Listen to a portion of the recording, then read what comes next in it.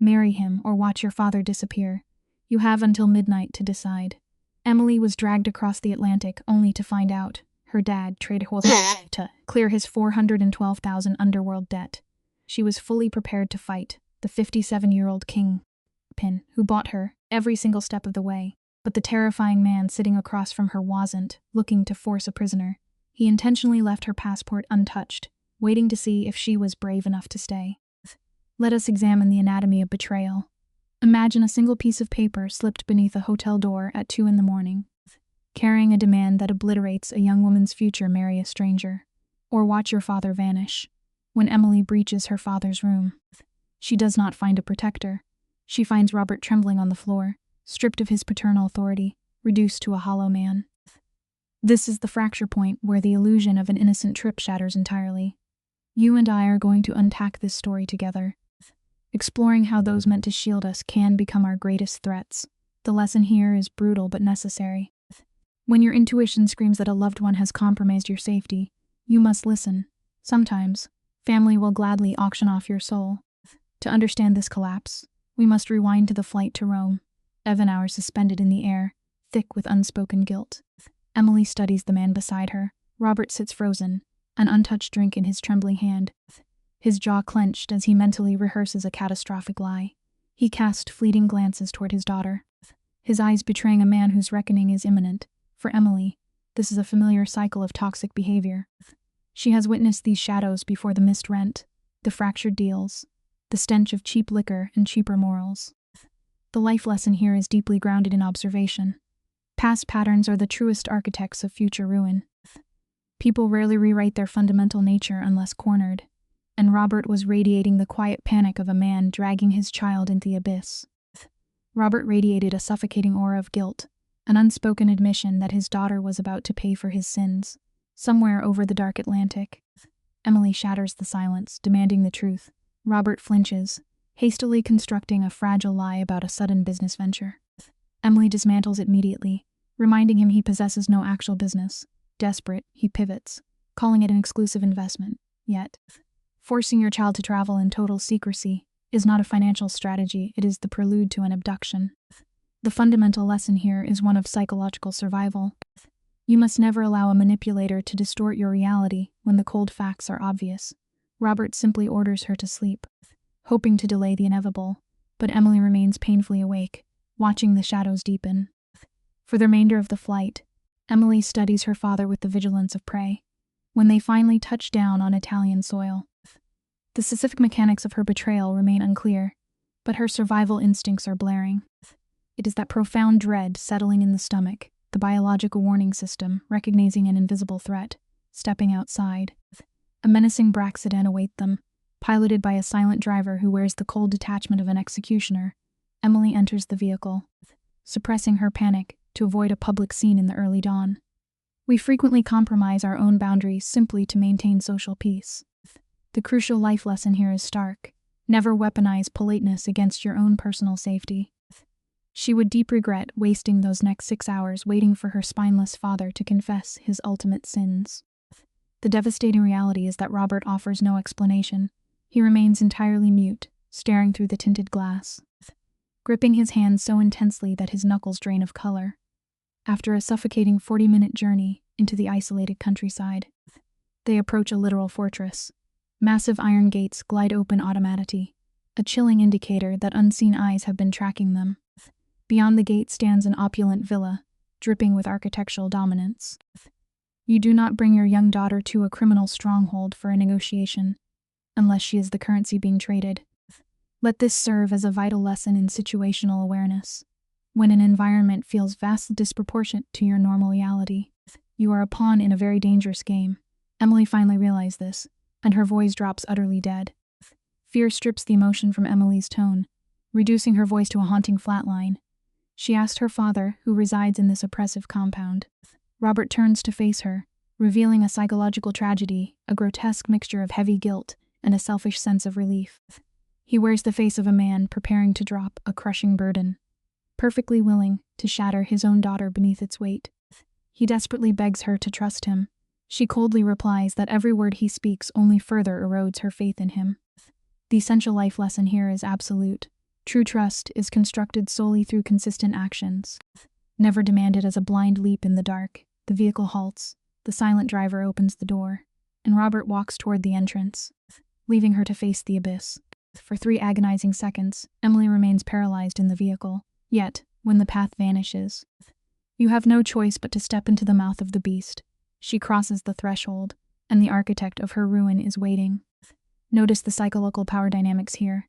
He does not stand anxiously by the door. He occupies the center of the vast room, studying a document. Undisturbed by their arrival, when he acknowledges them, his movements possess the deliberate rhythm of a man who dictates his own reality. He is a predator who yields his time to no one. The profound lesson we uncover today is about the nature of authority. True power never rushes. It simply anchors itself and forces the rest of the world to bend to its gravity. At 57 years old, he radiates pure, chilling menace. The man is a portrait of refined brutality. Silver streaks map his dark hair, but his pitch-black eyes project absolute command. He wears a bespoke suit cut with such precision, it likely costs more than Emily's entire net worth. He stands motionless, like a statue carved from obsidian, in a profound display of dominance. He ignores Robert's pathetic presence, locking his calculating gaze exclusively on Emily. It is a terrifying stare that assesses her transactional value in mere seconds. But Emily refuses to shatter. She has learned from her father's failures that showing a predator your fear is a fatal error. The vital life lesson here is crucial for survival. When dropped into a den of wolves, you must hold the alpha's stare without blinking. Cowardice is simply the scent that invites the fatal bite. Emily anchors hers to the floor, refusing to sever the eye contact. A microscopic shift touches the syndicate leader's face, a flicker of genuine respect for her defiance. Robert speaks, trembling like a man reciting his last rites, introducing the boss as Alec Victor. Alec responds with a perfectly practiced Eastern European accent, his tone carrying the undeniable frequency of an apex predator. Emily cuts through the ceremony, fiercely demanding answers. Alec does not even grant her father the dignity of a glance. He simply orders Robert to vacate the room. Then, the ultimate tragedy unfolds. Robert turns and abandons his own daughter to the darkness. Here is one of life's most agonizing lessons sometimes. The very individuals assigned by blood to protect you are the ones who will eagerly hand-deliver you to the slaughter. Every biological alarm in Emily's system is shrieking. She pleads with her father to stay, but the hollow man mumbles a weak reassurance and slips away. The heavy oak door clicks shut, sealing her fate now. It is just Emily and the architect of the underworld. Gathering her courage, she commands Alec to speak. He complies, slicing through the tension with surgical precision. He dictates her situation like a sterile corporate merger. In his eyes, she is not a person. She is merely collateral. Her parasitic father had borrowed over $400,000 8 years prior from this shadow syndicate. Life teaches us a very grim truth about borrowing from the darkness. Buried secrets and hidden debts will always inevitably mature. And when the bill finally arrives, the interest is invariably paid in human suffering. Unsurprisingly, Robert's grand business illusion collapsed for 8 years. He fed the syndicate a diet of missed payments and cowardly pleas. Alec had cultivated a chilling level of patience, but that well had finally run dry, since Robert lacked the capital. Alec calmly delivers a twist that shatters Emily's reality. He states that the financial contract has been renegotiated. Emily stares at him. Renegotiated into what form of currency? The answer drops like an anvil. Marriage. She stands frozen, bracing for the punchline of a twisted joke, but the silence only deepens when she questions his seriousness. The Maester of Darkness replies that he never jests about contracts. Let this be an absolute rule for your own life. When a calculating predator calmly reveals exactly who they are, you must believe them the first time. Emily vocalizes the grotesque mathematics to his face. She is barely 20, he is 57. She challenges the sickening reality of this divide, demanding how he could justify such a predatory arrangement. Alec flawlessly absorbs the attack and deploys a devastating counterstrike. With a voice as steady as a metronome, he reveals the ultimate treason. He calmly states, "Your father offered it." The magnitude of that betrayal sucks the oxygen out of the room. Emily's composure finally shatters. She seizes a heavy crystal glass and hurls it with all her might. It violently explodes against the wall mere inches from his skull, raining shards on the floor. The lesson here is vital. Bottling up righteous rage will tear you apart from the inside. So occasionally, you must let the glass shatter. Yet, astonishingly, The devil himself does not even blink. The man does not even blink. He simply glances at the shattered crystal on the floor, cataloging it like a basic subtraction on a ledger. Looking right back at her, he coldly states that the next broken glass comes out of her allowance. Emily laughs out loud. It is a sharp, unhinged sound, because the sheer absurdity of an allowance completely. She fires right back. You fires right back, declaring you cannot just buy a human being like a used car. Yet Alec remains chillingly calm, insisting he is not buying her, but rather forgiving a debt that would entirely bury her family. We see this pattern often. The most toxic individuals will always frame their absolute worst actions as generous favors to you. Never allow yours to fall for that manipulative trap. Let us look at this scene together, because we are watching a masterclass in psychological tension. Emily looks this powerful boss dead in the eye. Tell him her family was ruined the second her father tried to fix things. Alec coldly asks what her alternative plan is. She storms off. Find her father hiding down the hall, looking defeated. When he looks up, his expression is haunting. Emily knows his usual looks of guilt from a lifetime of his mistakes. But this is the hollow stare of a man who made the absolute worst choice of his existence, and realized he cannot talk his way out of the consequences. It is a terribly hard truth to swallow. Sometimes the exact people who are supposed to protect us end up letting us down the absolute most. Emily is practically vibrating with raw anger.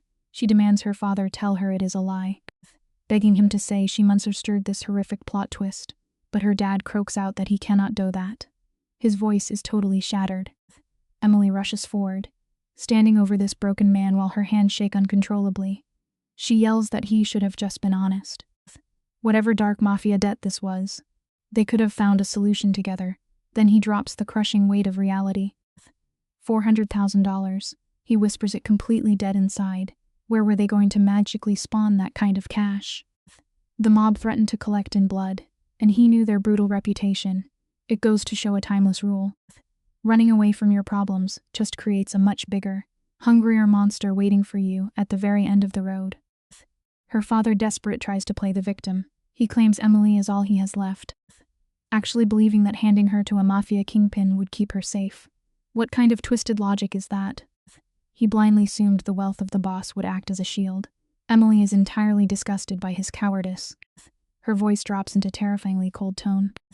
She looks right through him and states that he sold his own daughter to the mob and simply crossed his fingers. He weakly whines about having zero choices left, but she shuts him down instantly. She warns him never to speak that garbage again and storms out. She has no clue where she is going, only that she must escape. It is a harsh lesson we all learn. The most deeply painful betrayals usually come from the exact people who claim they are acting entirely for your own good. Emily pushes through a heavy door leading outside and desperately gasps for air. She steps onto a gorgeous terrace, staring at the epic skyline of Rome bathed in morning light. She feels the bitter irony, thinking how wild it is that the world can look so beautiful while her actual life burns down. Then she hears the door click. She knows exactly who it is before turning around. Alec Victor, the mafia don himself, steps out. He does not crowd her space, but his presence is immense, feeling like a sudden drop in temperature right before a massive storm. He stands there, totally undeniable, and casually mentions she needs to eat after traveling non-stop. Finding a moment of calm during a crisis is deeply important. But you always have to keep your guard firmly up when the enemy suddenly starts acting like a friend. Emily is not having any of it. Whipping around, she tells this crime boss he does not get to play the caring host. He does not get to act concerned about her when he is the mastermind who built this entire trap. But Alec just stares right back, completely unfazed. He plainly states, he drops a harsh truth. He plainly states that her father built this mess, and he's simply offering a way out of the wreckage. When she calls him out, pointing out that his way out obviously benefits him the most, Alec just nods slowly and says, yes, of course. That raw, blunt honesty totally throws Emily off balance. For the classic villain speech, the toxic gaslighting these powerful men usually deploy. Instead, he just owns his selfishness entirely. It proves a solid point. A straightforward, honest enemy is sometimes a lot easier to deal with than a lying friend. She turns back to the garden and lays down the law. She tells him this is not some grand chess move or a negotiation tactic. She vows she will never agree to his terms. Not today, not ever. No matter what sketchy contract her father signed or how much power Alec thinks he holds, she will fight him constantly. She demands to know if he understand. Alec drops a heavy pause, looks at her, and says he understand completely. In fact, he expected nothing less. Then he casually walks back inside. Emily is left gripping the railing until her knuckles turn white. But she is not just terrified anymore. There is a sudden rush of adrenaline in her chest. She stood up to a little kingpin, and he did not belittle her defiance. Real respect is always earned when you firmly hold your ground, especially when you are completely outmatched by your opponent. She just dropped an absolute refusal on a man holding every winning card. Instead of crushing her, he openly acknowledged her strength. Mentally that detail away, needing every scrap of intel to survive. A bit later, a woman named Sophia tracks her down. Sophia moves with an intense, quiet authority. She is clearly the ultimate fixer, running the mansion from the shadows. Sophia politely tells Emily her room is ready. Emily claps back, saying she would rather have her passport and a fast ride to the airport. But here is the brilliant plot twist. Sophia calmly reveals her passport is already waiting in her room, entirely untouched. Emily is left completely stunned by this unexpected revelation. It is a vital reminder to always stay incredibly sharp. Sometimes an enemy's calculated kindness is actually their absolute best weapon against you. Sophia repeats the statement perfectly. The passport is right in her bag. She explains that Mr. Victor wants Emily to know she is not a prisoner. Emily immediately tests these waters, asking if she can just walk out the front door. Sophia hesitates for a split second, carefully choosing her words, and says he would prefer she did not. Emily snaps back that preferring is not the same thing as letting her leave. Sophia's icy mask lips, and she quietly agrees. When Emily gets to her massive, sunlit room, her backpack is sitting right there. She grabs the passport and checks it frantically. It is entirely real. Alec did not take it. Every single move this boss makes is a highly calculated choice. It is crazy how giving someone the shiny illusion of freedom can trap them much faster than locking them in a literal steel cage. Emily has been here 45 minutes, but she is already decoding his game plan. Let us look closely at his strategy here. Alec chose to hit her with the brutal truth about her father. He chose to step onto that terrace himself, and now, he chose to let her keep her passport. She knows this is not out of kindness. She is too smart for that. This is pure psychological control. By letting her keep the document, he forces her to burn mental energy, agonizing over whether she can safely escape. She will be endlessly weighing risks, rather than plotting a wild counterattack he might not see coming. He is keeping her mind completely contained. Always remember this vital lesson. If a powerful opponent ever hands you an easy out during a high-stakes conflict, they have probably already rigged the exit door. It is a masterful, terrifying strategy. She tucks the passport deep into her bag, keeping it close in case she needs to bolt.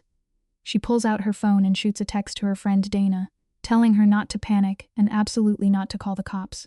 Dana fires back in 30 seconds flat, threatening to call every authority on the planet if Emily does not explain within 10 minutes. Emily cracks an exhausted smile. She types back that she's as safe and promises to explain later. But after hitting send, she stares at that single word, safe. Is she really safe here? She drops the phone on the bed, staring at the ceiling, forcing her brain into pure survival mode. She has survived a million disasters thanks to her father and his constant failures. Life will always throw devastating curveballs at you. But keeping a cool, methodical head is your absolute best armor when your entire world is falling apart. Let us break down her inventory together. She has a phone with a terrible signal. She has a useless father who might only serve as a distraction later.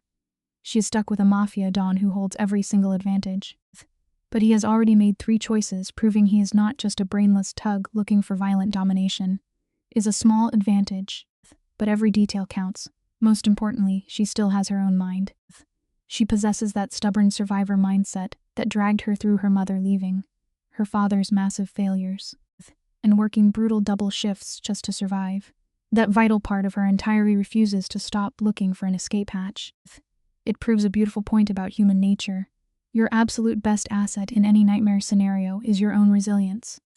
Nobody can ever steal your inner grit unless you willingly hand it over to them. Let's examine the anatomy of a survivor. Emily Harper is 20 years old, entirely isolated in a foreign country. Traded away a father who used her future to erase his own sin. Yet, she refuses to break. Her strategy is stunningly direct. She intends to march downstairs, sit across from the syndicate leader, Alec Victor, and study the machinery of his mind. You and I will untack this move together. This untouchable crime boss committed a fatal error by leaving her intellect intact. He thought he was caging a songbird, but he actually locked him in a room with a quiet storm. She resolves to attend breakfast, proving that survival is an active choice.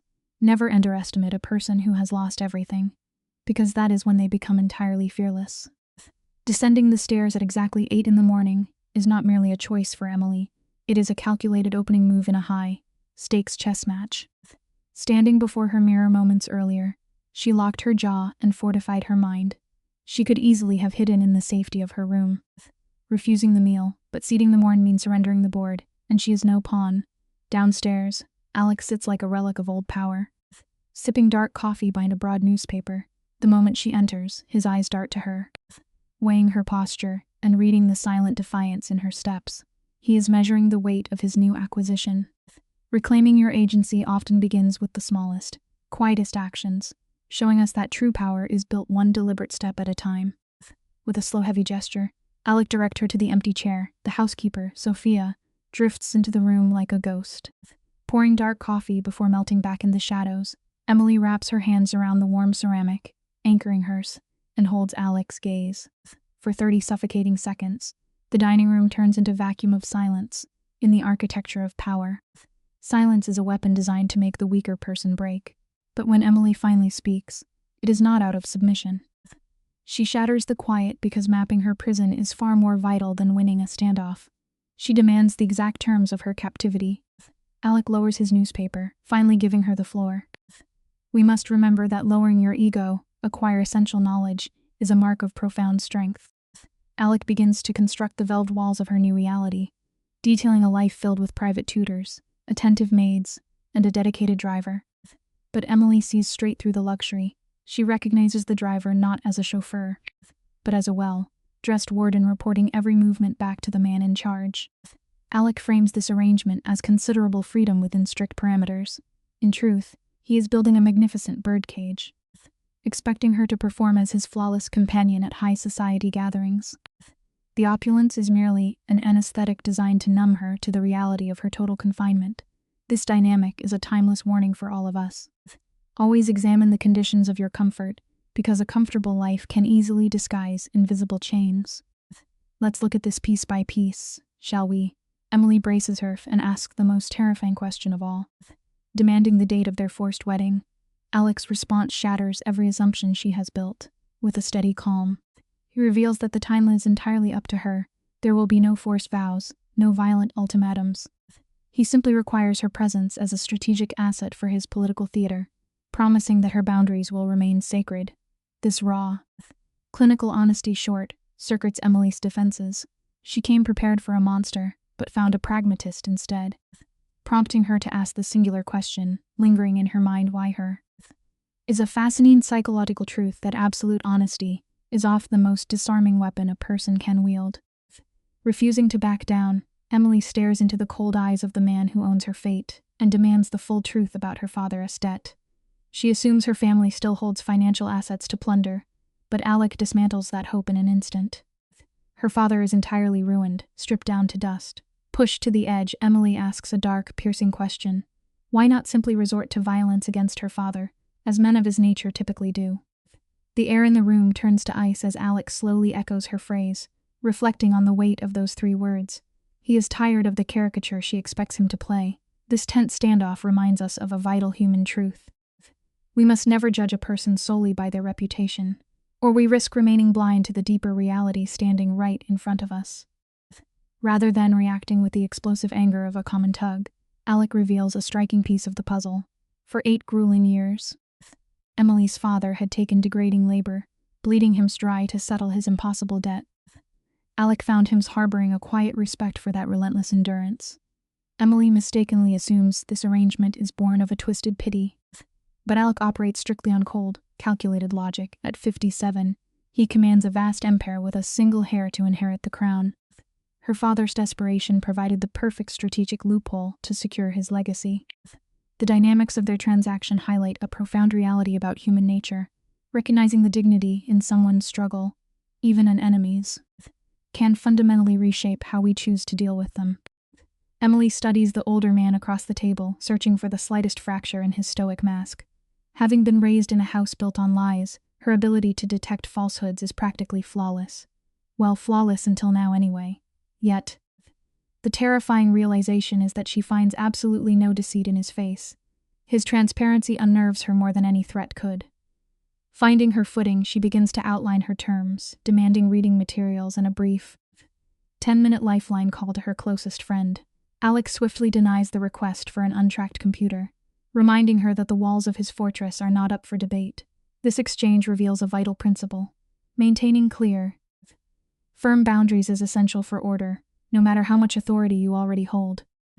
You and I have probably both felt the sting of a hard truth, but Emily is about to face something far worse.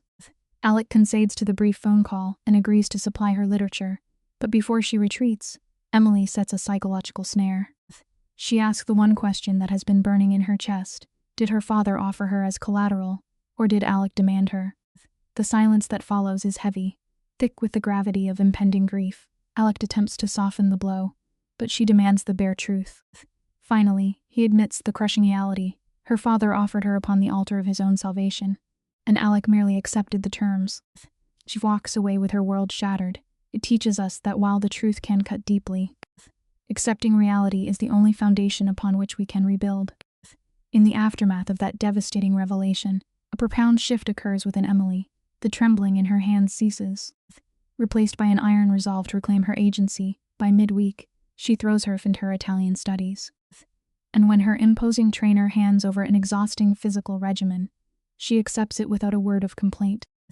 She understands that fortifying her mind and body is the only armor she can forge in this gilded prison. By the second week, she is already translating the hushed conversations of the estate staff, turning their ignorance into her advantage. Watching her transform from a victim to a stratus teaches us something vital. When your world falls apart, investing in your own growth is the most reliable path back to personal power. Emily begins treating her environment like a complex game of survival, holding her silence like a shield. She recognizes that in the syndicate, information is the only currency that matters, and she intends to hoard every detail. During her monitored 10-minute call to Dana, she listened to her friend weep with terror. Look, Emily keeps her voice steady, revealing only that she is in Italy and that the situation is delicate. When Dana threatened to involve the authorities, Emily firmly commands her to remain silent. Asked if she is safe, Emily glances at her concealed passport, haunted by the microscopic hissing in Alec's voice earlier that morning. It is a brilliant reminder of a fundamental rule of survival. Always trust your instincts when someone pauses, because the silence often reveals the truth. Offering a fragile assurance of safety, Emily placates her friend, though both women know the words ring hollow. Dana gives her a strict 2-week deadline before she books a flight to intervene, ending the call. Emily breathes out the fear and steps fully into her new role. She approaches the housekeeper with a calculated list of 12 specific books, demanding text on regional law, complex contract theory, and the structural hierarchies of organized crime. Sophia procures the heavy volumes without a single question. Emily begins arming her mind for the battles ahead. Just as Alec returns to announce an upcoming high-stakes social gathering, her proactive preparation is a quiet masterpiece of strategy. Before stepping into waters filled with danger, arming yours with deep knowledge is your strongest defense. Stick with me, because this is where the dynamic between them truly shifts. Alec announced the upcoming Friday dinner with his usual detached authority, but beneath the casual tone lies a deliberate test. He claims he wants her to meet a few business associates. Unfazed, Emily challenges him, pressing for the exact nature of this business. Alec holds her gaze and softly replies that is an industry intolerant of questions. When she labels it criminal, he merely rebrands it as complex. Emily realized that declining the invitation grants her temporary safety, but attending allows her to observe the syndicate's inner workings firsthand. She accepts, demanding proper attire for the wolves' den. Sometimes, true courage means walking willingly in the fire, just to study the faces of those holding the matches. Let's unpack this scene, you and I. Morning breaks, and Sophia arrives bearing 3 exquisite dresses. Watch how Emily maneuvers here. She selects the darkest, most unadorned gown.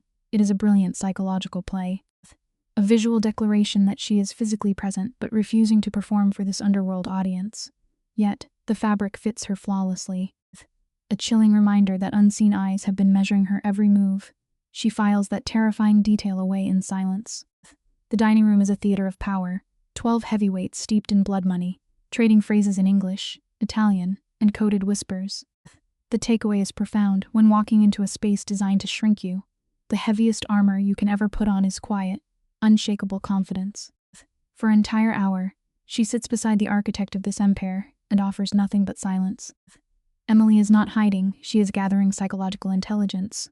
She studies the orbit of the room, noticing how every man revolves entirely around Alec. It is not merely the threat of violence keeping them in line, but a heavy, gravitational reverence. His voice commands absolute stillness. Then, an older enforcer with dead, calculating eyes leans in, casually her as the American girl. He is testing the fences. Instead of shrinking, Emily meets his gaze, states her name with ice in her veins, and demands to know exactly who he is. The air leaves the room. It is a harsh truth we all must face. We actively teach people how to treat us by what we choose to tolerate. What we are witnessing is a masterclass in survival under pressure. Men built on intimidation demand submission, but Emily refuses to pay that toll. The enforcer flashes a hollow smile, introduces him as Dimitri, and sets a trap. He asks for her assessment of Alec. Emily sidesteps the landmine beautifully, dryly mocking the sheer scale of the estate. A few genuine laughs actually break the tension. Leaving Dimitri quite furious, he tightens the snare, demanding her opinion of Alec as a man. The silverware stops clinking, with perfect control. She notes that a man who demands absolute honesty is either deeply honorable or a lethal threat. The lesson rings true. When aggressive people try to force you into a corner, composed clarity will always be your strongest shield. Let the camera linger on this moment. The silence in the dining room becomes heavy enough to crush bone, and then Alec breaks it. The syndicate boss lets out a low, dangerous sound, a genuine trace of amusement. Defeated for now, Dimitri mutters that she is interesting and withdraws entirely. Cut to the dark, suffocating interior of the car ride back. Alec finally asked if her defiance was an act of bravery or pure foolishness. Staring straight ahead, Emily explained she needed to sever Dimitri's psychological strings before he could attach them to her. Alec softly reminds her that this man has orchestrated violence for 3 decades. Yet, it proves a fundamental truth about human nature. Sometimes, looking the monster in the eye without flinching is the only way to make it blink first. Alec admits that nobody has challenged Dimitri's authority in 2 decades. Without missing a beat, Emily points out that the correction was long overdue. It is a stunning display of psychological defiance. When Alec quietly praises her performance, she instantly throws up her walls, reminding him that her survival tactics were not a show put on for his benefit. We leap forward to her 2nd week trapped in the estate. She is not resting. She is mentally drawing a floor plan, testing doors, searching for blind spots in the cage. She pulls open a heavy oak door at the end of a corridor, expecting cleaning supplies, and finds something else entirely. It is a sharp reminder for all of us. Preparation is the quietest form of survival. You must map your exits before the fire actually starts. The space beyond the door is a meticulously hidden study, but the figure at the desk is not the crime boss. It is a teenager, barely 17, completely absorbed in a textbook with headphones blocking out the world. The shift in atmosphere is sharp. He rips the headphones down, his gaze snapping to Emily. He shares the exact same dark, storm-warning eyes as Alec, set into a face that is young but premature burdened. He speaks her name first, his voice carrying a softer echo of Alec's accent, when she asks for his identity. The boy straightens his spine, introduces him as Nikolai. It a jarring reminder for us all. Every person you meet is guarding an unseen chapter, protecting fragile truths behind closed doors that they desperate pray no one will ever force open. Stick with me here, because this is where the narrative shatters entirely. The boy looks directly at her and confesses that Alec Victor is his father. Emily's understanding of this brutal syndicate boss completely fractures. This architect of violence has a teenage son tucked away in the shadows of the estate. He is a ghost. When Emily admits her shock, Nick's expression turns incredibly heavy. He explains that remaining hidden keeps them both alive. In that single, breathless exchange, the monster Emily thought she understood turns into a deeply flawed, desperate father. It is a powerful truth about the human condition. The most terrifying individuals usually carry the most fragile vulnerabilities, building fortresses of absolute ruin simply to keep the innocent people they love breathing. Consider the psychological weight of this dynamic. a father erasing his own bloodline from the world, and a son accepting a life in a cage because he understands the fatal price of visibility. Emily shifts the energy, asking about the textbook. Thrown slightly off balance, Nikolai mentions a university mathematics exam when she challenges his skill level. A flash of genuine teenage pride breaks through the gloom. He knows he is brilliant. Emily offers a quiet word of luck and closes the door. Standing alone in the dim corridor, she is forced to deconstruct everything she believed about her captor. It forces a mirror on how we judge others. Taking one quiet moment to witness a hidden struggle can completely rewrite your understanding of them. We are never solely our worst mistakes. Emily begins to see the tragic irony of Alec's existence. He constructed an empire of fear, yet his greatest effort is spent shielding a boy from the very monster he became. This revelation does not wash the blood from his hands, but it introduces a profound shade of gray into her worldview. Like a grandmaster studying the board, she files this emotional advantage away. Later, alone in the dark, the image of Nikolai haunts her. She can't shake the emotionless way he accepted his invisible life, normalizing his own imprisonment. It is one of the most painful realities of human psychology. Children will always bend to fit the broken molds we force them into, absorbing our chaos as if it were love. We must be incredibly mindful of the emotional cages we build around the innocent. The weight of that secret presses down on Emily for hours. Despite her anger, she starts to view the architect of her misery as a tragically flawed human rather than a faceless villain. Forgiveness is miles away. But for the first time since she was dragged into this dark underworld, her hands finally uncurl as she drifts off to sleep. We jump to the 23rd day of her captivity. Let's look at this piece by piece, shall we? The night begins with an eerie, heavy stillness, which is precisely the atmospheric pressure that precedes immense violence. It serves as a chilling reminder about human complacency. Real danger does not announce its arrival with a warning bell. It waits patiently in the shadows until you finally convince yourself that the monsters have gone to sleep. The most devastating storms often disguise them as perfectly ordinary evenings.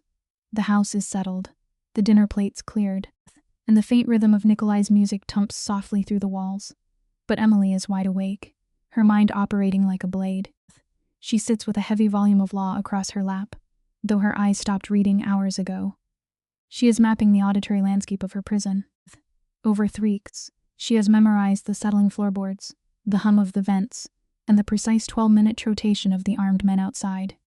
This level of sensory attunement is what survival actually looks like. It reminds us that salvation rarely comes from dramatic heroics. More often, it comes from quietly paying attention to the boring details before the chaos erupts. Her childhood taught her that safety is an illusion, wiring her brain to constantly search for the nearest exit. Then, at 11:47, the reliable rhythm of the house completely shatters. It is not a loud, chaotic entry. The sound of glass failing is muffled, clinical, and terrifyingly precise.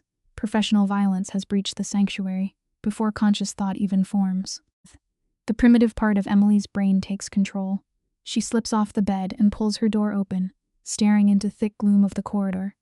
From the floor below, a heavy wet thud echoes upward, a sound that promises absolute ruin. The takeaway from this tension is undeniable. Your primal instincts are older and wiser than your logic. When the air shifts and your blood runs cold, do not ask questions, move. Emily registers the shift in the house before fully processing the foreign voice echoing from below. This is not the familiar cadence of Alec's loyal syndicate men. It is the harsh bark of an outsider. Instead of freezing, she pivots instinctively, rushing toward the bedroom of 16-year-old Nikolai. She knows the boy is a vulnerable target in this brutal chess game. Knocking sharply but keeping her voice to a fierce whisper, she forces him awake. It takes 4 agonizing seconds for the heavy door to swing open, revealing a teenager already bracing for war. She immediately demands their fast escape route. True courage is rarely found in picking up a weapon to fight the monsters. Usually, it is found in the quiet choice to shield the innocent before you even think of saving yourself. Nikolai asks no questions. He gestures toward a hidden service stairwell masked as a decorative wall panel, shoving his feet into his shoes. When Emily whispers that the breaking glass came from the east wing, the color drains from the boy's face. That is where his father's office sits. Emily grabs his arm, shutting down his panic and forcing him to move. She knows Alec is a seasoned crime boss who can hold his own. They slip through the false wall and vanish in the suffocating darkness of the narrow stairs. Emily holds her breath, her fingers digging into the teenager's shoulder as heavy footsteps echo directly beneath them. The only way to survive a true crisis is through immediate, decisive action. Hesitating when the walls are closing in will cost you everything you hold dear. The heavy thud of boots against stone floors reverberates through the floorboards. The terrifying detail is how the noise fades, signaling a hit squad moving with lethal stealth. Nikolai breathes out their only plan, a path through the kitchens to the gardens. When Emily asks about exterior security, the boy notes the east side should have 3 guards, but he only heard 2 on patrol. Emily pieced together the grim reality. The assassins have already silenced the 3rd man. This is a highly calculated mafia execution, not a simple break-in. She locks eyes with Nikolai, ordering him to avoid that side entirely. The deepest lesson we can learn is simple. Paying attention to what is suddenly absent is often far more critical than reacting to what is standing right in front of you. Let's look at piece by piece, shall we? Nikolai stares at Emily, shocked by how naturally she maneuvers through danger. Her response is sharp. She reminds him she grew up with nothing in Ohio, a place where survival instincts were forged early. As they slip into the pitch-black kitchen, Emily moves purely by memory. She spent the last 3 weeks mapping out the exact layout of this sprawling estate, treating her environment like a chessboard. Preparation is always the ultimate shield against chaos. Do the work before the storm hits. Suddenly, the muted voice of the dawn bleeds through the heavy walls. Alec is not panicking. His tone is the tightly coiled spring of a predator facing a rival, delivering one chilling warning: you came to my house. We are watching the dark heart of a mafia vendetta unfold in real time. Rival enforcers have breached a crime lord's sanctuary with loaded weapons. Despite the threat, Alec sits in total composure, asking if they understand they have just written their own obituaries. The intruders arrogantly demand he sit down. Hearing the crash of breaking glass, 16-year-old Nikolai nearly throws his life away, ready to blindly charge into the fray. But Emily anchors him. She grabs the future syndicate boss by the collar, using physical leverage to pin him in place.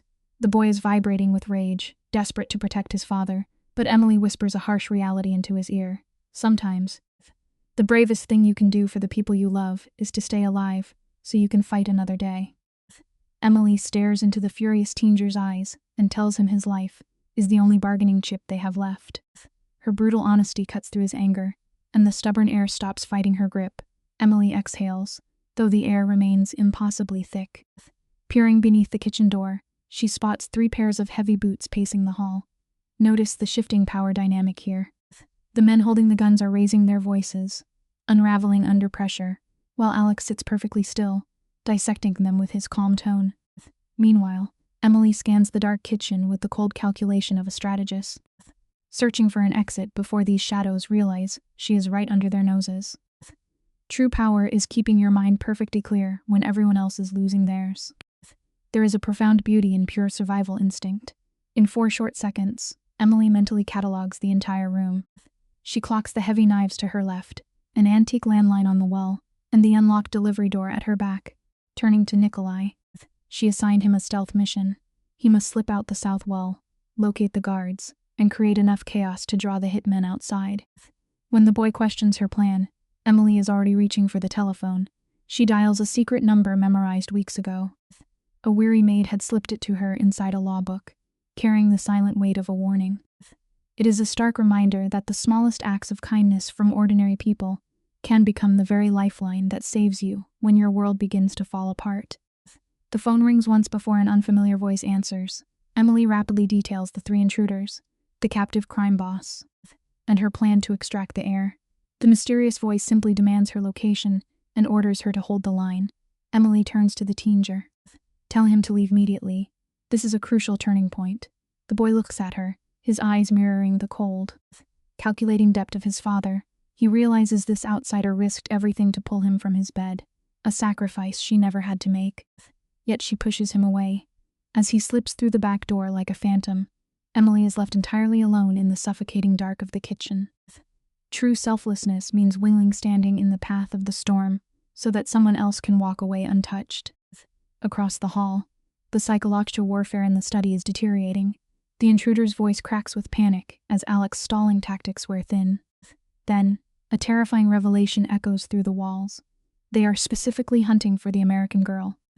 This is where Alec proves his true weight as a leader, sitting with 3 loaded weapons aimed at his chest. He offers them nothing but absolute silence. He refuses to trade her life for his own safety. Emily listens from the shadows. Reeling, this ruthless crime boss is choosing to take a bullet rather than surrender her to the wolves. It is a powerful truth we often forget. Sometimes, the most dangerous person in the entire room is the only one actually willing to lay everything on the line to protect you. There is 0 time to process Alec's sacrifice. The heavy thud of combat boots is marching directly toward the kitchen. Leaving the phone resting on the counter, Emily crosses in survival mode. She slides a heavy knife from the block. She knows she can't win a collision with firearms, but she refuses to die cowering in a corner. She stands tall in the shadows, pressing the cold steel flat against her forearm, exactly as her trainers taught her. Every grueling session with the syndicate's instructors is finally paying off. The air grows heavy, thick with the promise of violence. The wooden door slowly creeps inward, and a heavily armed hitman steps into her domain. The hardest lesson of survival is that eventually, you have to stop running and face the shadow directly. The fact that this enforcer was sent alone confirms they want Emily as leverage, but as the hitman steps into the gloom, he freezes, disoriented to find a young woman standing perfectly still. Her eyes bore a hole straight through his soul. That single second of confusion is all she needs. Emily launches the blade, instead of aiming for his chest. She hurls the heavy steel straight at the well plate. The handle shatters the light switch, plunging the kitchen into absolute blackness. Before the man can blink, Emily is already moving. She drives her shoulder low and hard into his blind spot, completely shattering his balance. In the darkest moments of life, relying on sharp intelligence and the element of surprise will always defeat raw brute strength. Stick with me, because this is where everything turns. You cannot outmuscle a trained mafia enforcer, but Emily uses pure momentum to devastate him in the dark. She pins his arm against the wall, driving her elbow viciously into the joint. The man roars, the weapon clattering to the floor before she kicks it into the void. But the enforcer recovers, violently throwing her off. She slams into the kitchen island, the impact knocking the air from her lungs. With only a fraction of a second before his hands find her, she ducks low, slipping past his reach, and bolts into the corridor. She sprints down the hall, entering an agonizing wait as chaos erupts behind her. True resilience is finding the strength to keep moving, even when you have absolutely nothing left to give. Let's examine this scene. Emily intercepts the Don's guard, rushing the south corridor. The Hare actually summoned the cavalry. She directs them toward the study and waits in the shadows for 4 agonizing minutes. She endures a brutal symphony of unseen violence echoing through the walls. Then dead silence. Alec's voice cuts through the quiet, casually issuing orders as if concluding a board meeting. The heavy doors swing wide, and the boss steps out. Spotting Emily, he completely freezes. For one fraction of a second, this untouchable kingpin looks at her with raw, unfiltered relief. It is the naked vulnerability of a man who thought he lost his everything, right before his icy mask snaps back into place. The lesson here is clear.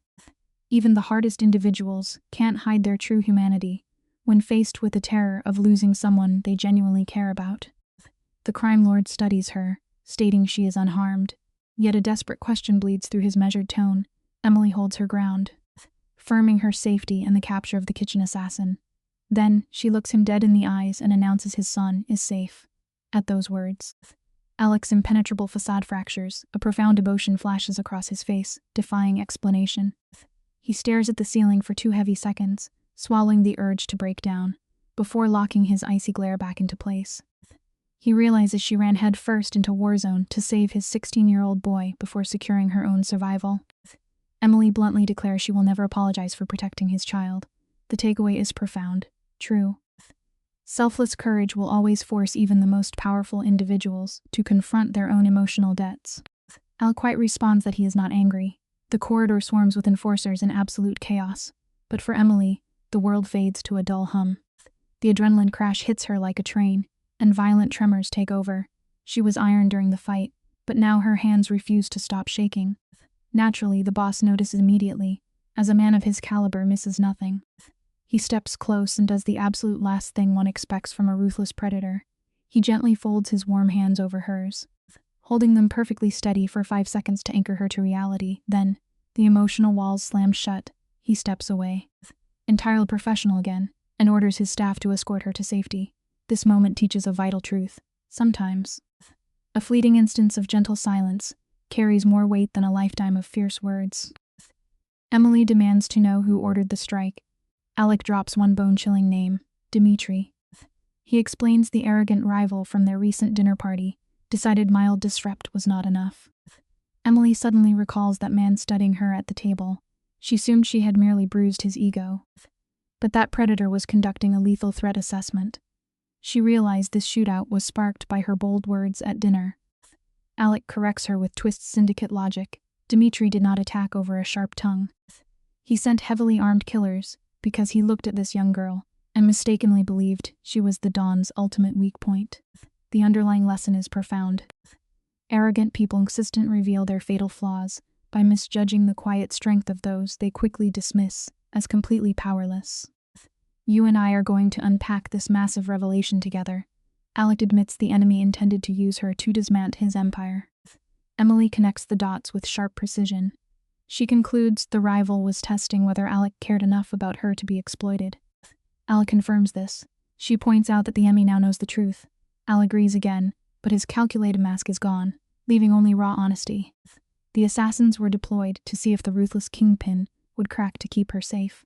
By refusing to surrender her location, Alec inadvertently confessed his feelings to the entire criminal underworld. The profound truth we find here is unforgettable. Genuine loyalty means being entirely willing to burn your carefree built empire to the ground just to protect someone you truly value. Stick with me here, because the psychological tension in this stronghold is suffocating. Emily holds the crime lord's gaze and states they will talk tomorrow, firmly asserting her boundaries. Upstairs, she finds the syndicate heir, Nikolai, pacing outside her room. The teenager's jaws lock tight to mask his terror behind a wall of pride. She asks if he is all right. He mutters yes, then admits she never should have risked her life for him. He notes sensible people flee when exposed to his father's dark reality. Emily leans against the wall, analyzing a boy suffocating inside a dangerous gilded cage. The life lesson we extract here is striking. Often, individuals surrounded by the most staggering wealth and power are the ones absolutely starving for a single instance of genuine connection. Emily studies the troubled air and perfectly replies that she is not most people. Nikolai looks up, and for the first time since she entered his world, a genuine smile breaks through. It is a crooked grin that strips away his hardened exterior, revealing a normal teenager underneath. He agrees and vanishes down the hall. Emily then slips in the pitch-black safety of her room and entirely loses her composure. She runs through tactical breathing drills, desperately trying to anchor her racing pulse. Yet, her mind remains consumed by Alec's grounding hand wrapping over hers for those 5 silent seconds. The truth of the human condition is inescapable here. You can construct the most impenetrable armor in the world, but the frantic beating of your own heart will always betray what you truly feel. Her thoughts remain anchored to his steady touch, and crucially, Alec's refusal to surrender her location. Emily possesses an analytical mind, processing this chaos as raw behavioral data. She understands the vast difference between instinct and deeply rooted character. She realizes the boss did not merely hide her away in a crucible of extreme pressure, entirely devoid of an audience or strategic advantage. He actively chose to shield her. This revelation shatters the monstrous caricature she expected upon arriving in Rome. This man is a walking contradiction, fracturing every established rule of the criminal underworld. The profound lesson we uncover is universal. Stripped of praise or punishment, a person's true character is defined by the quiet choices they make when absolutely no one is watching. Emily is mentally spiraling, entirely unequipped to handle the reality of Alec. Set aside the lethal syndicate politics. She is conflicted about the manhimps. This is the same crime lord who offered her brutal honesty at every turn, and tonight, he absorbed a physical beating solely to preserve her safety. It completely defies logic. She reaches one undeniable conclusion. She can no longer categorize this man as a mere problem to solve. The paradigm has shifted. She stops viewing him as an obstacle, finally recognizing him as a deeply complex human individual. Even if she is terrified to define this budding emotion, this serves as a brilliant reminder of human nature. You can map out your entire life perfectly, but you can never outsmart the quiet demands of your own deeply buried feelings. She can unravel the psychological knot, but lying in the dark, her tense muscles finally yield. Her fading thoughts abandon survival tactics and emergency exits. Instead, her mind centers entirely on the man who steadied her trembling hands and retreated, demanding nothing in return. Fast forward to 7 the next morning. The opulent estate is stirring from the chaotic aftermath, and the promised confrontation arrives. The formidable boss actively seeks her out. He does not dispatch a housekeeper. He does not summon her. And he does not force her into his intimidating office. He simply closes the distance himself. This teaches an incredibly valuable lesson regarding human connection. Frequently, the quietest, unselfish gestures command far more genuine authority over a person's heart than the loudest demands ever could. The architect of this empire actually knocks on her door. When Emily answers, she is taken aback because he looks as though sleep completely evaded him. For a leader who weaponizes his wardrobe, this is jarring. His jacket is discarded, displaying raw, unguarded fatigue. She notices a severe laceration along his jawline, previously hidden by the dark. She points out the injury, but he attempts to dismiss it. Emily refuses to let it slide. She simply orders the powerful kingpin to sit so she can treat the wound. Alec merely stares at her, rooted to the spot, completely dismantled by her quiet command. The psychological truth here is profound. Allowing your defenses to fall and exposing your unpolished, vulnerable reality to someone else remains the absolute ultimate test of genuine trust. Pay close attention here, because the emotional tension is staggering. Defying logic, the terrifying boss yields to her instruction. He sits by the window, remaining perfectly still while Emily sanitizes the cut. Neither speaks for 2 heavy minutes. Yet that profound silence carries the weight of hidden confessions. Eventually, Emily drops the name of the rival, Dimitri. Alec's expression remains hollow. He locks eyes with her and states the threat has been handled. We all know what handled implies in this dark world. Emily absorbs his gaze, understands lethal implication, but simply resumes her work in silence. This teaches a brilliant survival tactic. Sometimes, willful ignorance is the absolute best emotional shield, when the gritty reality of a situation is simply too heavy for your mind to process. Let us examine the profound shift in this brutal underworld. Emily attempts to shoulder the blame for the attack, but Alec dismisses this martyrdom immediately. He recognizes she was merely the match, not the gasoline that fueled a 3-year vendetta. Then, the mafia boss pivots to something far more intimate. He notes how, amidst the chaos, she ran direct to his son Nikolai. A heavy, almost unrecognizable emotion coats his words. In 2 decades of surviving treachery and greed, not a single person has ever placed his boy first. You and I can learn a lot from this quiet revelation. True loyalty is never purchased with blood money or fear. If you want to forge an unbreakable bond with someone, you simply have to protect the one they hold most dear. Looking in the eyes of the city's most lethal predator, Emily reminds him of a fundamental truth. Beneath the mob war, Nikolai is still just a vulnerable boy. Alec meets her gaze, and that heavy unnamed emotion flares with intensity as he softly agrees. The atmosphere in that bedroom undergoes a profound alchemy. Trust does not arrive with thunder. It seeps in like morning light, shifting the very temperature of the room. Yet, with the instinct of a survivor, Emily seizes this fragile new currency to demand a meeting with her father. It is a brilliant, calculated pivot. We often forget that authentic trust is never built overnight. It is a quiet, steady accumulation, drop by careful drop, until the vessel finally overflows and changes everything. Alec offers a single nod, proposing a simple phone call, but Emily refuses to yield her ground today. She demands an unguarded, face-to-face meeting with her father. A thick, perilous silence stretches across the room as the syndicate boss weighs his pride against this new bond. Against all odds, he concedes, setting the meeting for that very afternoon. Shock ripples through Emily, pushing her to ask why he surrenders so easily. Moving with the stiff, hidden agony of last night's violence, Alec confesses he never intended to sever her family ties. She sharply reminds him that the rules of their twisted arrangement have been mutating from the start. A genuinely powerful leader does not need to rule with an iron grip over every detail. True authority is knowing exactly when to step back and let the reins go. We need to pause and examine the weight of this moment. The boss walks out, leaving Emily to weave her chaotic emotions into a strategy for survival. The cruelest irony is that her father, Robert, never fled across the ocean. He has been hiding in a shadow-draped villa barely 20 minutes away. The realization that she was abandoned so close to home strikes her like a physical blow.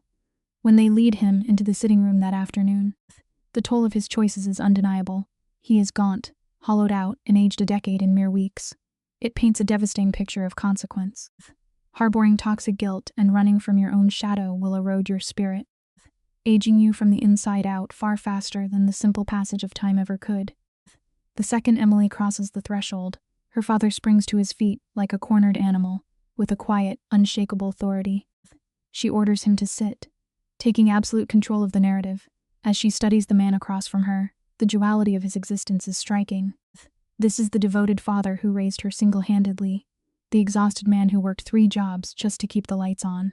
Yet, he is also the architect of her current nightmare, a man who sold her into the underworld under the tragic illusion of protection.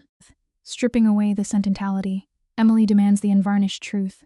It is a bitter pill for any child to swallow. The tragic reality of the human condition is that the people who love us with their entire soul are still fiercely capable of destroying our lives. She forces her father to lay bare every wretched detail of his betrayal. For 40 agonizing minutes, Robert empties his conscience.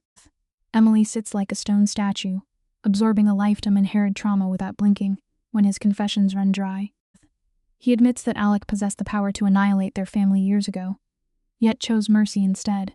Emily simply replies that she already knows, folding her hands with the calm precision of a seasoned general. She explains she has spent 3 weeks studying the predator they feared. She shuts down his defense, proving the mafia boss is not the monster they imagined. It is a vital distinction we must all learn to make. You can deeply understand the psychological roots of someone's toxic behavior, but you never owe them an excuse. Listen closely to the calm in her voice, because the absence of anger makes this confrontation devastating. Emily tells her father that the moment the shadows closed in, he should have trusted her, even if they could not conquer his debts. She reserved the dignity to fight by his side. As tears spill down his weathered face, she delivers a crushing reality check. She refuses to offer forgiveness today, yet acknowledges the blinding terror that drove him. He made a desperate bargain in the dark, dressing his cowardice as heroism, and now he must accept that his sacrifice was deeply flawed. The illusion of protection shatters right here. Real love is not hiding the monsters in the dark. It is turning on the lights and facing the most terrifying truths together as a united front. Sometimes we build cages and convince ours they are shields. Emily recognizes this tragic martyrdom in her broken father. When she commands him to return to the States, a desperate protest escapes his lips, but she cuts him off with surgical precision. She explains that keeping him 20 minutes away. She explains it by helplessness, paralyzed by helplessness. She orders him in his shattered life, assuring him she is surviving this dark underworld on her own terms. As he crosses the room, she allows her to sink into a long, familiar embrace, mourning the childhood she is leaving behind. We must recognize that sometimes the absolute bravest way to love someone is to create a necessary, painful distance so that both of you can begin to heal. In that fleeting second, the scent of his coat transports her back to the only safe harbor she has ever known. But nostalgia is a luxury she can no longer afford. She repeats her command, watching the ghosts of her past walk out the door. Emily immediately tracks Alec to the very study where violence had spilled across the floorboards just nights ago. A chill climbs her spine. A reminder of the predator's den she now inhabits. He finishes his phone call, his demeanor as unreadable as the towering shelves of ancient books surround him. When she admits her parting was brutally hard but necessary, she grounds her, looking at the shadow empire this man has built. She demands absolute transparency regarding her father's debt. To survive in a world built entirely on deception, you must be fearless enough to demand total clarity when everyone else expects your silence. Alec leans back into his leather chair, a portrait of unnerving composure, and drops a revelation that shatters her entire framework. The debt is already settled. Emily's mind violently scrambles for logic. There is no signed contract, no marriage, no ironclad mafia blood pact. Yet Alec stares right through her, confirming he erased the massive sum 3 weeks ago, before she ever surrendered her freedom. When she breathlessly demands to know why a ruthless crime boss would discard his absolute advantage, Alec reveals a vulnerability that rewrites their dynamic. He refuses to weaponize her terror to keep her bound to him. The resulting silence in the study is suffocatingly heavy with newfound meaning. True power is never about holding someone hostage through their fears. The most profound authority is quietly granting someone their freedom and trusting they will choose to stay. Emily sinks in the heavy leather chair, the architecture of her reality completely unraveling. The cage door is open. The dead is gone. The passport was in her bag the entire time.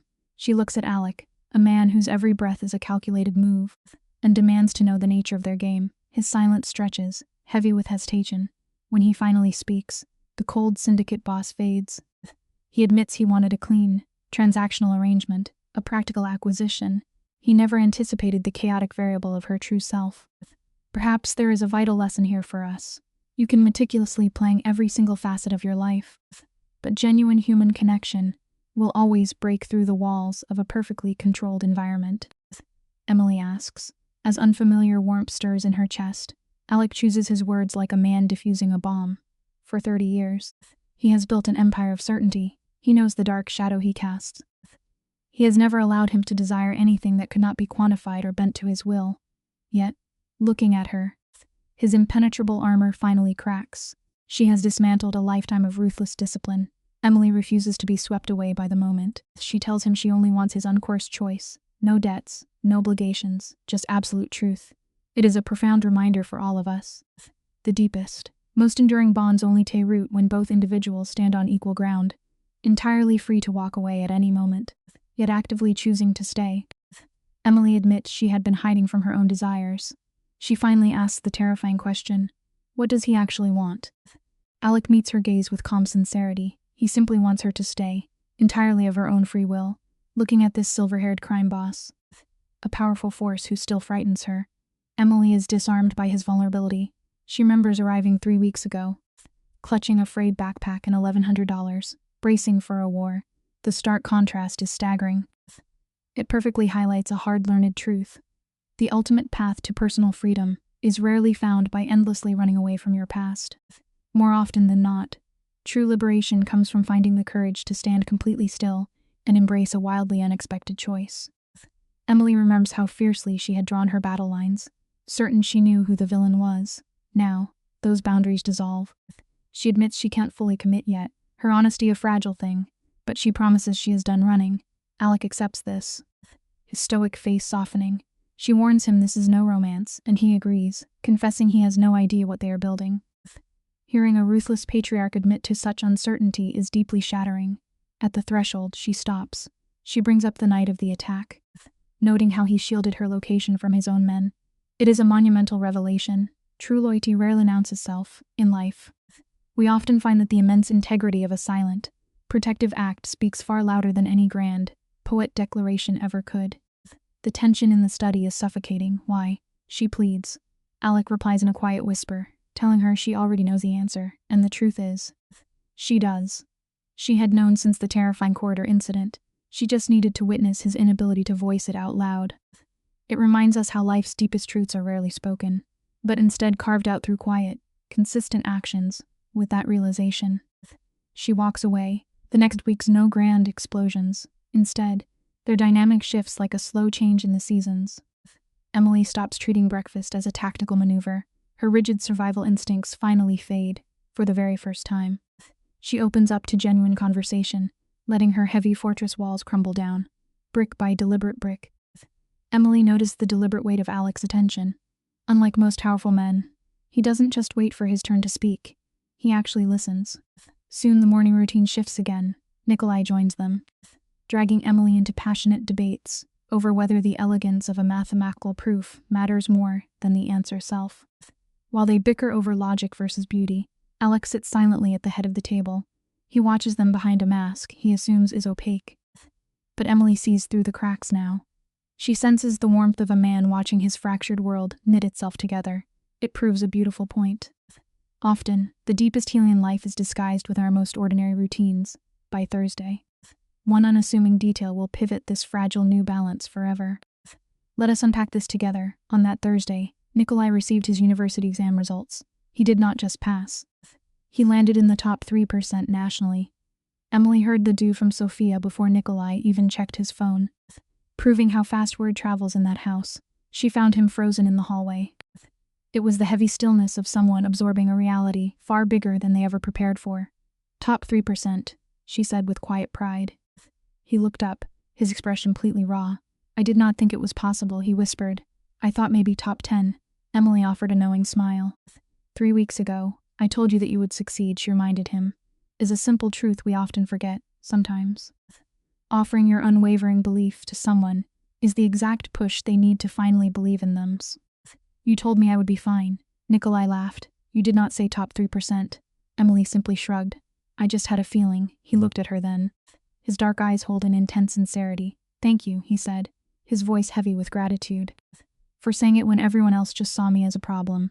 Emily felt a sudden warmth. Go tell your father, she instructed firmly. Nikolai hesitated. He mumbled. He is going to want to know.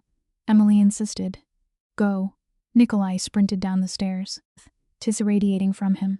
Left alone in the corridor, Emily listened closely. Soon, she heard the low murmur of Alex's voice, followed by a sound she had never heard in her entire time living there. This beautifully proves that truly acknowledging someone's potential can shatter the heavy walls they build. Laughter, real, genuine laughter echoing from below. It was low and warm, completely stripped of the heavy armor Alec usually wore. It was the pure sound of a father bursting with pride. Emily slow sank on the top stair, resting her chin in her hand. She let the complicated emotions blossom without trying to suppress them. She was only 20, surviving a dangerous syndicate with no real plan. Yet, a profound realization suddenly washed over her. She was no longer looking for the exit. Instead, she wanted a deeper entry into this unexpected life. That truth terrified her more than the violent intruders ever had. You and I have probably both felt this specific kind of fear sometimes. The absolute most daunting step you can take is the one that leads you deeper into the unknown, right into the heart of where you truly belong.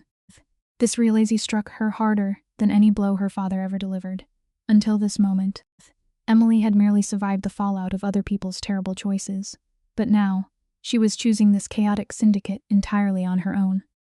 That is a heavy truth to carry, because you cannot blame another soul for the life you actively choose. Taking true ownership is terrifying, but it is the only way to genuinely live. Hearing footsteps, she quickly stood up. Alec reached the top of the stairs and froze. My son scored in the top 3%, he announced, his voice remarkably light. The untouchable crime boss armor was completely gone. Instead, he looked at her with a profound, unguarded admiration that shifted the room's dynamic. This perfectly illustrates that when we finally stop running, we give others the space to lower their own weapons. I know, deliver completely deadpan. I told him he would be fine. Alex stared at her, genuinely stunned. You'd asked. 3 weeks ago, you opened a door you had absolute no business opening, and told a stranger he would be fine. He paused, studying her closely. Why, Emily did not even blink. She answered simply. The staircase went completely quiet, downstairs. Nikolai was still buzzing on the phone. But right Videra, a syndicate boss who had spent 30 years calculating every variable, was staring at a young woman who had just dismantled his worldview. Emily stared right back, utterly unbothered. Stick with me here, because this is where the dynamic truly flips. Sometimes the ultimate display of strength is not holding a weapon. It is simply holding your ground. I am not running, she repeated, dropping her voice to a steady register. It was the exact phrase she used back in the study. But the context had shifted entirely. Now the words carried a profound weight. I heard you the first time. Alex shot back defensively. I know. I want to say it again. Then, defying every instinct he had ever honed, Alec reached out. It was not a demanding grasp, just the briefest brush of his knuckles against her hand. A silent question, gone in a height. Emily did not pull away. That microscopic gesture encapsulated their entire dynamic.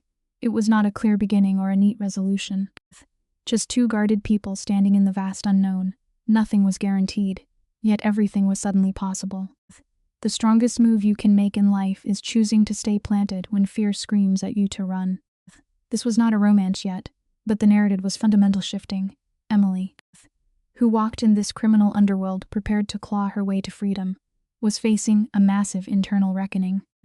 She was beginning to understand that true authority does not require a heart of stone.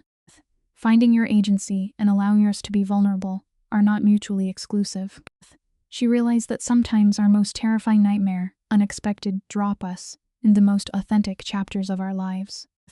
Life provides exactly what is required the moment you stop trying to control the script. The next major revelation arrived on a mundane Tuesday. There was no dramatic cinematic lighting, no sudden downpour outside her window. It was just pure, unfiltered reality, knocking her completely off balance when she was entirely unready for it. She discovered the truth entirely alone in her bathroom at 6:40 in the morning. She used a test purchased from a distant pharmacy.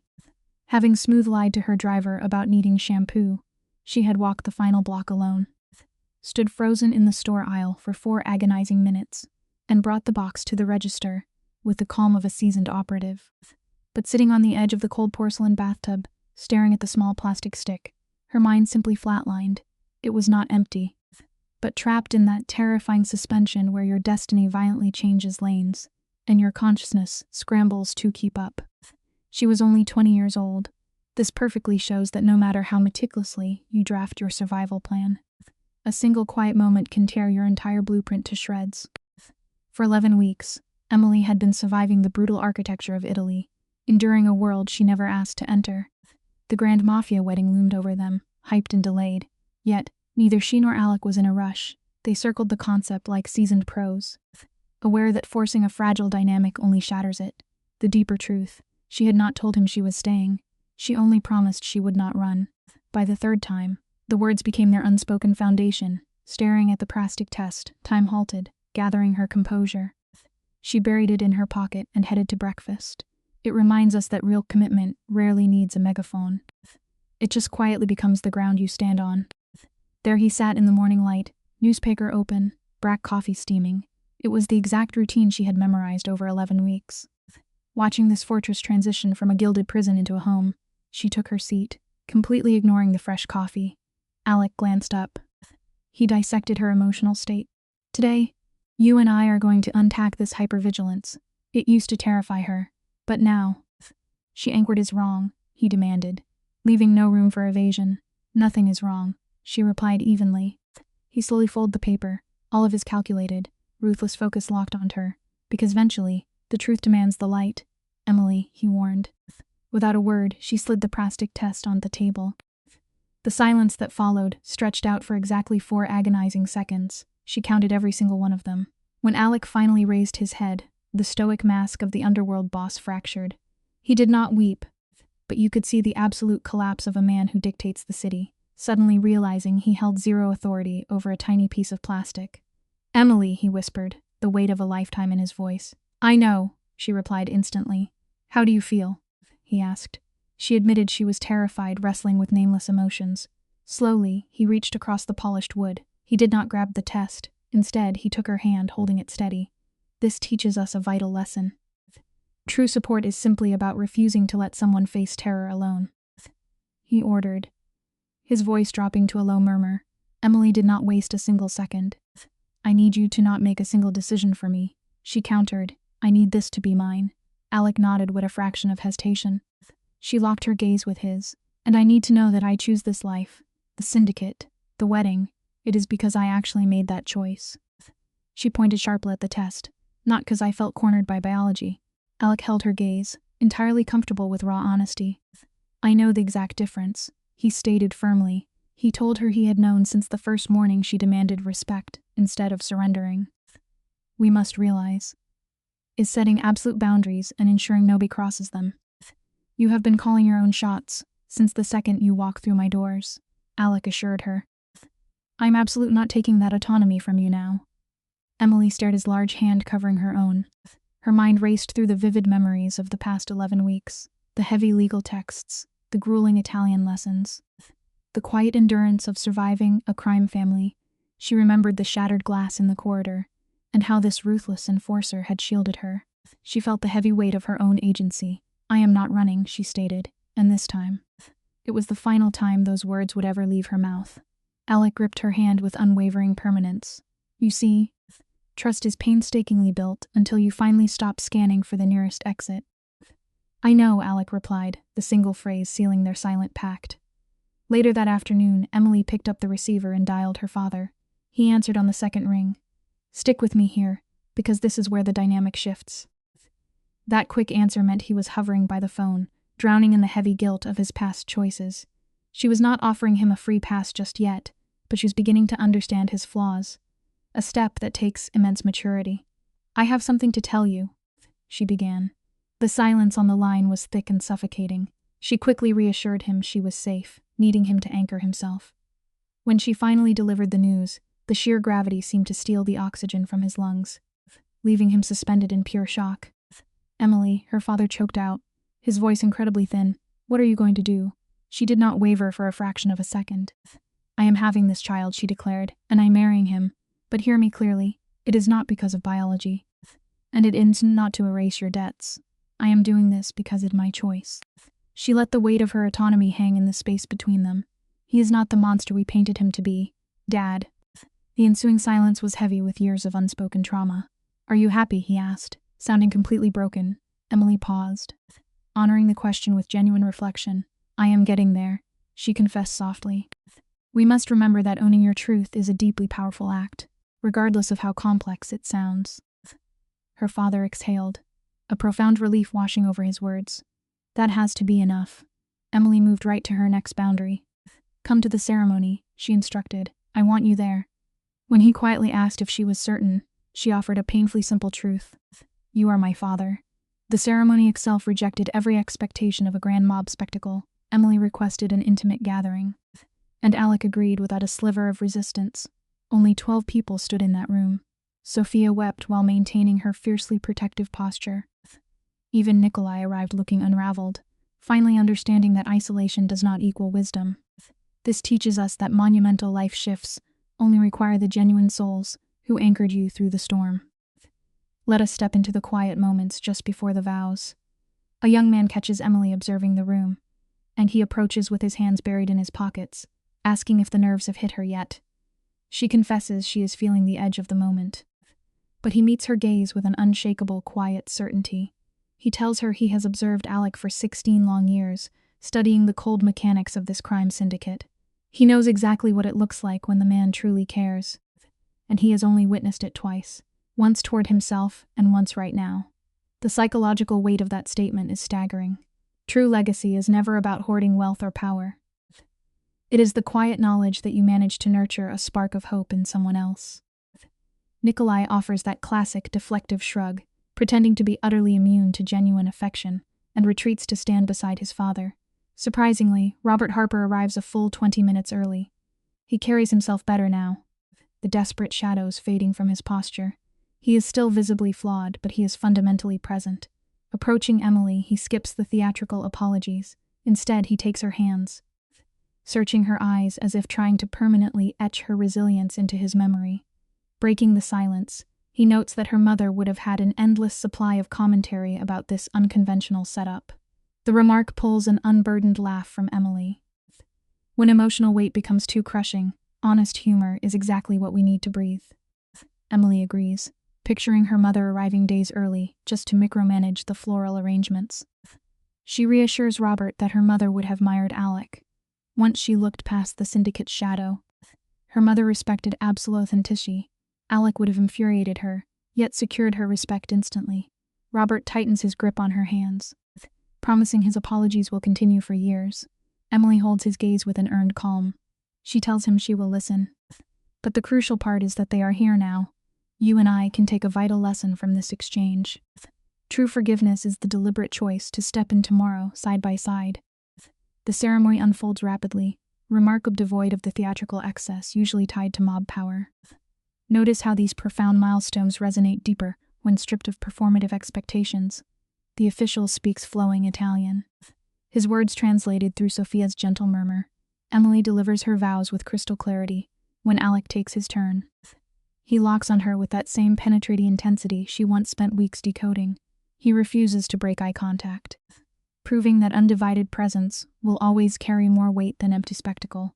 Much later, bathed in the rich light of the courtyard, Alec moves quietly to her side. He asks her a single question about how she feels. Emily looks at the man she chose, and answers with total conviction, like myself. Let's dissect this scene. The stoic architecture of a crime boss completely dissolving in a single height. When Emily touches her stomach and whispers her truth, we watch Alec's ruthless control fracture into something entirely human. He looks like a man blindsided by the sheer gravity of his own existence. And isn't that the most profound lesson we can extract from this? No matter how meticulously you construct your empire, the most transformative moments are the ones that ambush you in the quiet. We jump forward 3 weeks. Emily is no longer just a captive in his world. She is sifting through decks of his legitimate property holdings and legal investments, mapping out the clean terrain of a very dark landscape. She demanded a map to his empire, and he handed over the keys with a speed proving he was merely waiting for her to ask. The true revelation lies inside an ordinary folder. Sitting plainly in a drawer, she discovers a legal document bearing her name. Stamped a mere 3 days after she first touched down on Italian soil, she stiffens, marching to the garden where Alec is orchestrating syndicate business. The moment he registers her lethal expression, the phone drops. She confronts him, demanding to know why he transferred vast properties to her long before their arrangement solidified. It brings us to a quiet but absolute truth. Authentic trust is never a negotiated surrender. It is a sanctuary built for you, long before you ever realize you need to ask for it. Alec studies the paper with an unsettling calm and confirms it all. The sprawling Rome apartment, the Florence estate, and a bank account heavy enough to render her father's massive debts entirely irrelevant, when a stunned Emily demands a reason. His logic reveals the fascinating paradox of his character. If she ever chose to flee, he wanted her stepping into the world with undeniable power, completely untethered from their toxic origins. He was offering a golden parachute while silently bleeding out a plea for her to stay. He hid it to protect the purity of the gesture from their transactional world. You and I must recognize the weight of this choice. Genuine generosity is never deployed as a bargaining chip, it exists solely as a gift, completely devoid of invisible strings. Emily stands frozen as the irony washes over her. For 11 agonizing weeks, she believed she was clawing her way toward survival, fighting for a sliver of agency in a ruthless syndicate. In reality, this complex architect of violence had left the front gate unlocked since day 3, refusing to weaponize her vulnerability. When she observes that he is a remarkably unusual man, Alec merely smirks, slapping the deed against the table. She firmly declares her intention to remain. He assumes the money finally anchored her, but she fiercely corrects him. Her passport had been waiting in her bag since the very first night. The psychological takeaway here is profound. Real power is never about building a sturdy cage. It is about cultivating a beautiful space they never wish to leave. Alec acknowledges her defiance, but the subtext of this scene is much heavier. A passport offers a desperate escape, but that wealth provides an unshakable foundation. He handed her the absolute authority to stand beside him, as an equal when a violent hierarchy that once answered only to him. When she accuses him of orchestrating this brilliant maneuver from the start, his mask slips. He confesses it was merely a desperate hope. As her fierce unpredictability constantly disarms him, she stares at the man who dismantled her previous existence, only to place the bricks of a new empire directly into her hands. It forces us to confront a difficult truth. Sometimes the very individuals who shatter our fragile reality are the exact ones who hand us the mortar to build an indestructible one. The tension finally breaks when Emily delivers a grounded reality check. She announces a mandatory call to her friend, Dana, who has spent 11 weeks starved for answers, tucking the portfolio under her arm. Emily casually notes that they must renovate the Florence estate, as she harbors strong opinions regarding the study. Watch Alec's reaction here. A profound shock occurs beneath his hard exterior. When he amusedly questions her architectural critiques, she fires back that she holds aggressive opinions about absolutely everything. At that, a completely unguarded, radiant smile fractures his impenetrable facade. The beautiful lesson hiding in this exchange is timeless. The greatest gift you can ever offer a partner is the vibrant, unapologetic chaos of your absolute truest self. It is the raw smile of a man who finally laid down his arms in the war against his own happiness. The scene transitions to the phone call. Dana answers instantly, weaponizing Emily's full government name and demanding a swift explanation before she boards a flight to start a war. Emily simply settles into a chair, kicking her feet up in a space that undeniably feels like her sovereign territory. As she warns Dana to get comfortable, her mind sifts through the cinematic trauma of the past months, the violent airports, the shattered glass, and a dangerous syndicate leader who steadied her trembling hands. The psychological truth here is striking. Frequently, the most deeply poetic and permanent chapters of our lives are birthed in the epicenter of absolute, unhinged chaos. She contrasts the terrified girl on the tarmac with the formidable architect of power she has become. Dragged into this underworld against her will, she realizes she would actively choose this dark path 100 times over. We then smash cut 6 months into the future. Alec, a man who navigates lethal ambushes with a chillingly slow heart rate, is pacing a hospital corridor. For the first time, he literally forgets how to stand still. The untouchable syndicate boss is completely glitching out, thoroughly dismantled by anticipation. It beautifully illustrates a profound law of human nature. True emotional growth requires letting yourself be utterly terrified by the fragile things that actually matter. Emily had never witnessed this deeply guarded man look so beautifully fragile. At 57 years old, his heavily fortified mental armor has dissolved into ash. Beside him stands Nikolai, putting on a masterful performance of stoicism while his leg bounces with anxiety. When the door clicks open and the nurse nods, Alec surges forward. Inside, he finds Emily stripped of all pretense, exhausted, and clutching an impossibly tiny new life. As Alec crosses the threshold, we watch his impenetrable mask permanently shatter into an expression of pure awe. You and I must recognize the poetry in this climax. The grandest, most powerful empires we conquer in the outside world mean absolutely nothing compared to the quiet, delicate lives we patiently build from scratch behind closed doors. He moves as if gravity has changed, collapsing in the chair beside her, staring at this brand new human. The ruthless shot caller of a massive syndicate officially forgets every word in his vocabulary. Emily allows the profound silence to breathe, soaking in his dismantled defenses before softly observing that the child inherited his eyes. Just beyond the door, the hospital hums, and Nikolai delivers an award-winning portrayal of a young man who is definitely not weeping. But inside the room, the universe shrinks to just 3 isolated souls, safely sheltered from the violent world outside. The ultimate narrative truth reveals itself in this quiet embrace. Every massive, seemingly final ending is merely the fragile prologue to a wildly unpredictable new chapter. The cycle of violence is finally broken by a profound promise. Alec vows their daughter will know she was authored by pure love, never the byproduct of a syndicate bargain. Emily holds his gaze, declaring the child will know her mother constructed an empire from ashes, while her father stood as the most honest criminal alive. This elicits a genuine, messy laugh from Alec, proving his total emotional transformation. Looking at the fragile life in her arms, Emily realizes the darkest nightmare of her existence had alchemized into her ultimate salvation. The final lesson to carry with us is undeniable. Even the most toxic, disastrous origins can be meticulously reshaped into the breathtaking chapters of your life, provided you have the profound courage to fight for them. Alec reached out, his hand finding hers with a grounding pressure. He held her exactly as he had down every shadowed corridor. It was a grip devoid of performance, a silent promise of strength. Just, Emily murmured, that single word carrying the weight of total surrender. She looked up at him, and a profound clarity washed over her. She was exactly where she had decided to be.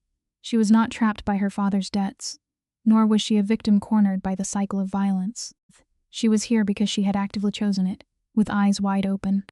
She had taken 20 years of defensive armor and traded it for the courage to embrace a vulnerable path. Our most powerful choices are the ones we claim for ourselves, stepping out of the shadows to finally write our own narrative. Let us step back and look at the scale of this transformation. Emily arrived in Rome with clenched fists, prepared to run for her life. Yet, here she is, walking forward with a daughter in an entirely unexpected, fiercely loyal family. The most powerful move she ever executed was not surviving physical attacks or outmaneuvering crime bosses. Her ultimate triumph was choosing to stay when the door was wide open, not for Alec Viator, not to appease her father, but for hers. That choice was her true liberation. You and I need to hold on to this truth when our own lives feel chaotic. The circumstances surround you might be a storm, but your choices remain entirely your own. The second you take true ownership of your path, you strip away the power of anyone trying to control your narrative. That is a freedom no one can ever steal. Alec Victor is introduced as a powerful and dangerous man. He has money, influence, and control over a world Emily does not understand. At first, he appears to represent everything frightening about power: wealth, authority, debt, and negotiation over human lives. Yet one surprising thing separates him from many people around him. He tells the truth. This does not make the situation automatically right, but it gives the story an important lesson about power and honesty. Alec does not pretend the arrangement is romantic. He does not disguise it with sweet words. When Emily asks direct questions, he gives direct answers. He admits that the situation benefits him. He admits the arrangement was practical. He does not lie to make himself look innocent. That honesty changes how Emily understands him. She may not trust him completely, but she can begin to read him. In a world full of manipulation, honest answers become valuable. This teaches viewers that trust is not built through promises alone. It is built when actions and words match, even when the truth is uncomfortable. Emily's father, by contrast, lies by omission. He hides the debt, hides the danger, and brings her to Rome without explaining the truth. He claims he was protecting her, but his secrecy removes her ability to choose. Alec's honesty does not erase his power, but Robert's dishonesty makes his weakness more damaging. The educational message is meaningful. Power becomes dangerous when it hides the truth. Whether in family, business, or relationships, people deserve clear information before decisions are made about their lives. Alec's journey shows that real strength is not controlling every outcome.